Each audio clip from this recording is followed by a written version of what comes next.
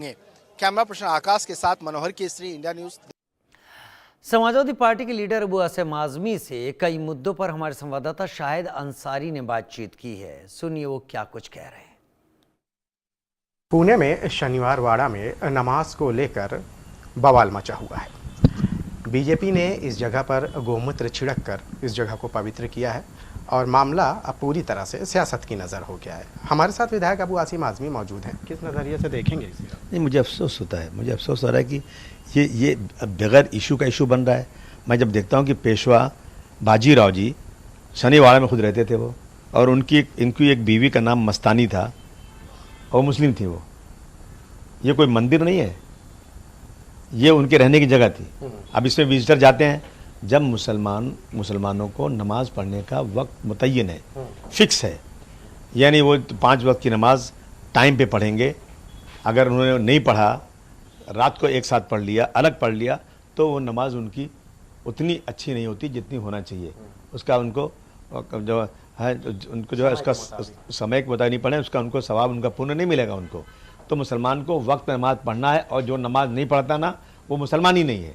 अगर वो 2 औरतों ने जाकर वहाँ नमाज पढ़ लिया तो उसका तो वेलकम होना चाहिए। इस देश की रहने वाली हैं। इस तरह की बात कर, मुसलमानों ने कितनी कुर्बानियाँ दी हैं। आज कुछ ऐसे लोग हैं जो सिर्फ और सिर्फ मुसलमानों का नाम लेकर सत्ता में बने रहते हैं। इनको याद नहीं है वो ज़माना, उनको याद नहीं है जब यहाँ पे ये मुरलीधर हुनिया मंदिर जो पूना के पास है, जहाँ जो है वहाँ के पेशवा को वहाँ की मूर्ति पसंद आ गई और उस मूर्ति को लेना चाहते थे, तो उस मंदिर के मालिक ने 50 अरबी जो है जो सिपाहियों को वहाँ तैनात किया, और उन्होंने कहा कि यही मुसलमान हैं तो यही देश संभाल पाएंगे। और उन्होंने वहाँ रहे। उसके बाद जब 50 जो मामूर थे, उनको मौत के घाट उतार दिया, इसलिए उन्होंने फिर अंग्रेज़ों को भेजा। अंग्रेज़ों ने 50 को मार दिया, लेकिन मूर्ति नहीं ले जाने दिया। या भूल गए मुसलमानों की कुर्बानी, और आप इस देश में नफरत फैलाना चाहते हो। अभी आज मैं देखो, आजम शाह ने अपनी माँ के लिए, गुलजार बानो के लिए, एक वहाँ पे बीबी का मकबरा बनाया है।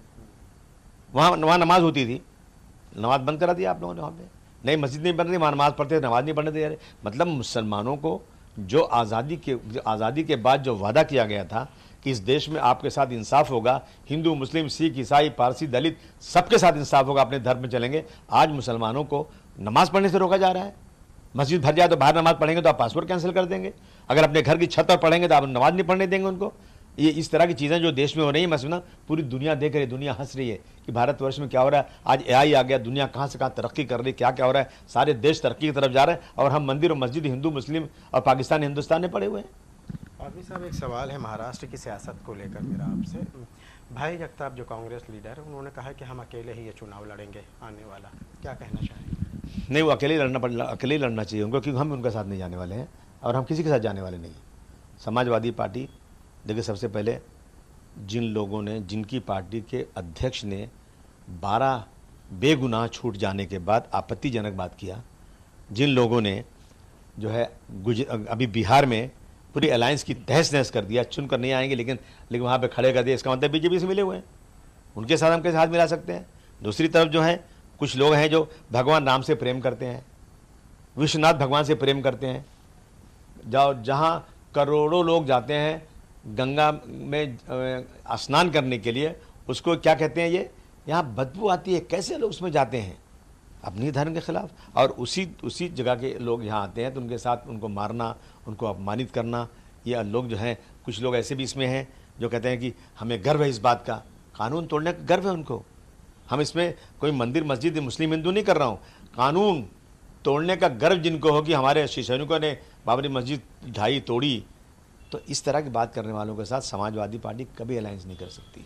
हम अकेले इलेक्शन लड़ेंगे। आपने पार्टी अध्यक्ष की बात की कि उन्होंने कैदियों को, जो बम ब्लास्ट के कैदियों को लेकर जो बयान दिया था, वर्षा गायकवाड़ की बात आपने की, जहाँ क्योंकि उन्होंने ये बयान दिया था ना जी, और आपने कहा कि अब जो है आप भी नहीं साथ देंगे, मतलब कि आप अकेले ही लड़ेंगे।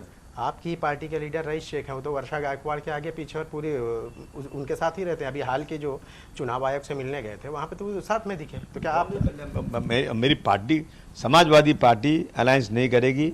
वो कोई भी किसी के साथ जाके चमचागिरी करे, मिले जुले, उससे कोई मतलब नहीं है। उनकी अपनी सोच हो सकती है, लेकिन समाजवादी पार्टी कोई अलायंस नहीं करेगी। बहुत बहुत शुक्रिया हमसे बात करने के लिए। तो ये थे विधायक अबू आसिम आज़मी, जिन्होंने आपके सामने अपने ख्यालात रखे। आने वाला जो चुनाव है वो बहुत ही अहम है और हर सियासी पार्टी इस चुनाव के दरमियान सियासी दांव खेलते हुए अपने आप को सबसे अलग थलग देखना चाहती है। अब ऐसे में देखने वाली बात ये होगी कि चुनाव के वक्त कौन सी पार्टी साथ होगी और कौन सी पार्टी अपने दम पर यह चुनाव लड़ती है।